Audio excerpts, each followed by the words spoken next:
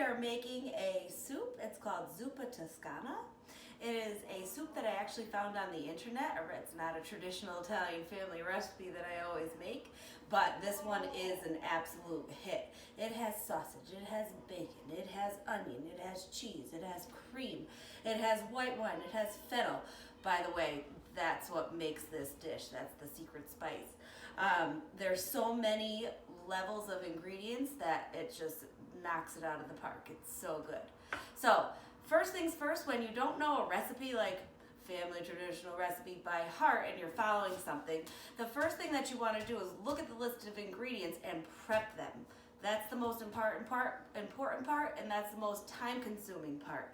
But it'll make it when you cook it a lot faster. You're not burning anything, you're not doing anything. So the first thing on this ingredient list is a tablespoon of olive oil. So we do it. I know how to eyeball a tablespoon of olive oil. That starts at the bottom of the pan. I didn't measure that. Fine. You have a pound of mild Italian sausage, okay? And what you want to do is, if you have links, you take them out of the casing. I'm going to show you how to do this. Of course, if you're doing this recipe and you're buying it, you would buy loose sausage. That's fine. However, I didn't have that. I had this. So you literally just pinch in the middle and squeeze the sausage out. It's very easy. You have to go on what you have. Okay, so all of this sausage is already prepared and it's ready to go in our pan. The next thing on the thing is diced bacon. I shouldn't have to show you how to dice bacon. Okay, just 4 ounces of diced bacon. You have 1 large onion chopped. Now, I didn't have a whole large onion. I had a portion of an onion, but I had onion and I had shallots. So I'm using a combination of a sweet onion or a Vidalia onion along with a shallot. And let me show you how to chop that properly. When it calls for chopped or diced, you're going to very carefully keep your hands out of the way of the knife. You're going to slice it across, and then you're going to slice it the opposite way, and then you are going to chop it, okay, into nice small pieces.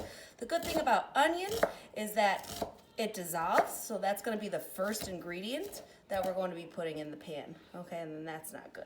Throw that in the garbage bowl. Okay, so we have half of a sweet onion and a whole shallot, because that's what I had on hand. It's going to taste delicious, I promise. And, you know, just inspect your food. I have a little bit of the skin. I'm going to take that out and put it in my garbage bowl. Not good. Okay, next thing we're going to do is dice up our potato. This recipe calls for 5 russet potatoes. I'm only doing 3 because I bought big ones. Okay, and so just like the onion, you're going to cut it into slices. Okay, making sure your fingers are out of the way. Now, this is a soup. People are going to be eating this on a spoon, and you want nice small pieces.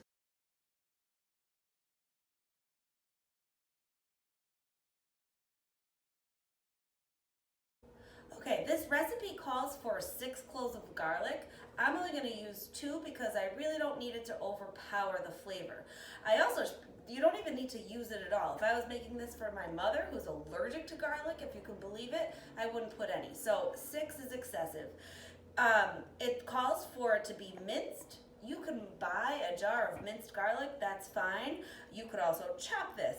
I have found that using a large shredder is really, really good when you are getting ready to mince your garlic. Okay, but we're gonna do that right over the pan. The next thing we need to do is crush 1 cube of bouillon. And so if you have a mortar and pestle, which this was a gift from my dear friend Nicole, thank you very much. And yes, I do use it, obviously.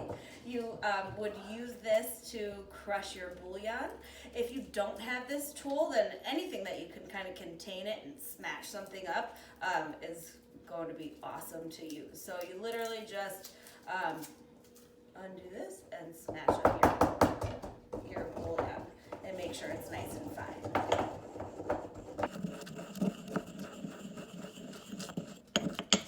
The next ingredient is a 1.5 cups of a dry white wine.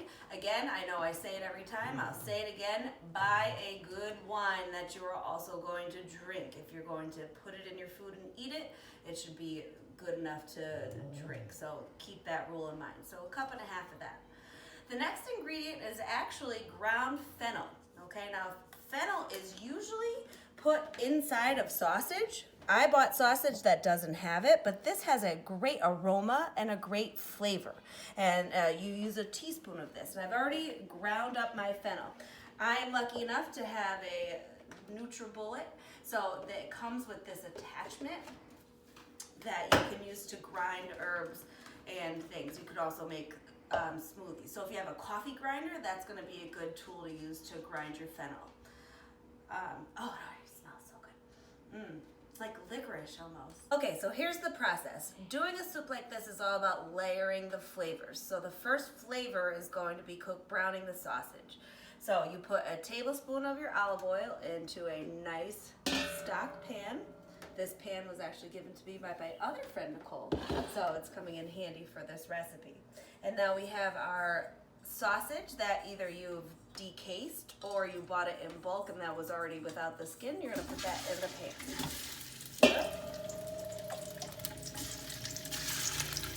And you're gonna use a wooden spoon or a flathead of a wooden spoon or a spatula to get in there and to break up all that sausage. You don't want it to be too crumbly or you won't have a nice good bite of sausage. You want to just have nice chunks of it. You don't want to slice it. You don't want big sausage like you would have in sauce. You want, like I said, small enough pieces so that when you have a spoonful of this soup, you have the potato, you'll have the bacon, you'll have sausage, and you'll have all the components in every single bite.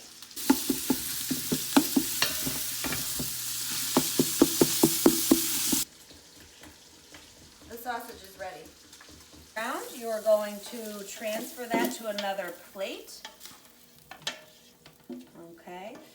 We will drain it afterwards, but you need like about a little bit of the drippings to maintain cooking the bacon. So the next step is to layer with bacon, and that's going to cook for a few minutes until crisp. But you're going to leave the fat in the bottom of the pan because that's going to be the fat that's going to cook your onions. So you're going to put your onions into the bottom of the pan. Let them get translucent. Oh, it smells so good. And then you're also going to add your garlic. And this is what I was talking about before. You're going to use a grater and your garlic. And you're just going to grate that over the pan. Be careful not to cut yourself. You don't have to use the whole clove. It's okay. That's going to get nice and fine in there. And it's really one of the best ways to grate your garlic.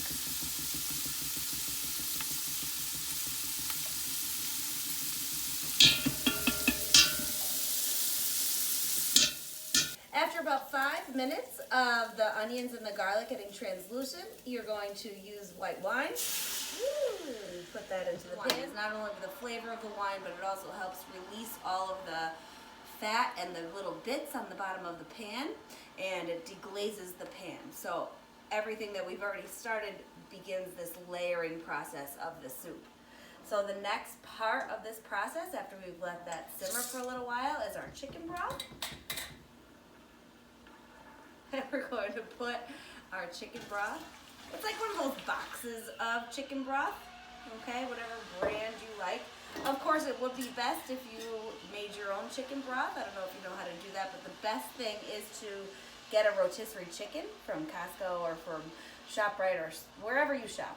And you get like basically 4 meals out of a rotisserie chicken that you could buy at the store for $4.99. You can use the chicken breast, you have the chicken thigh, you use everything you need to use for, a homemade dinner. Then you can make chicken salad, and then you could use all the bones and the skin to make your own stock. So I highly recommend that. So now we have our wine, we have our chicken broth. The next layer of flavor are all of our spices.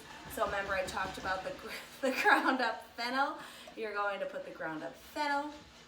You're going to put a little bit of your chili powder, or chili peppers. You're going to do that crushed up bouillon. That goes right into the pan. And give that a little stir. Oh, it smells so, that fennel is so powerful when you release it. It's so delicious. All right, a little bit of salt, kosher salt if you have it. Okay, a little bit of salt, a little bit of black pepper, if I can do this before the pot stops. Okay, a little bit of pepper. Okay, and just stir that all together. The next layer, okay, we want to cook our potatoes. So I've got all my diced potatoes. Those are going to take the longest to cook, and we're going to put those right into the pot. So while your potatoes are cooking, it's going to take about 10 minutes for them to be fork tender. We're going to chop up our spinach. Now the recipe calls for kale. My family doesn't necessarily like to eat kale, and the spinach tends to be a little softer and more tender and takes a little more time, a little less time, I'm sorry. So you want to chop it up. Even though it wilts within the soup, again, you want nice bite-sized pieces for every spoon that you have to have a little bit of everything.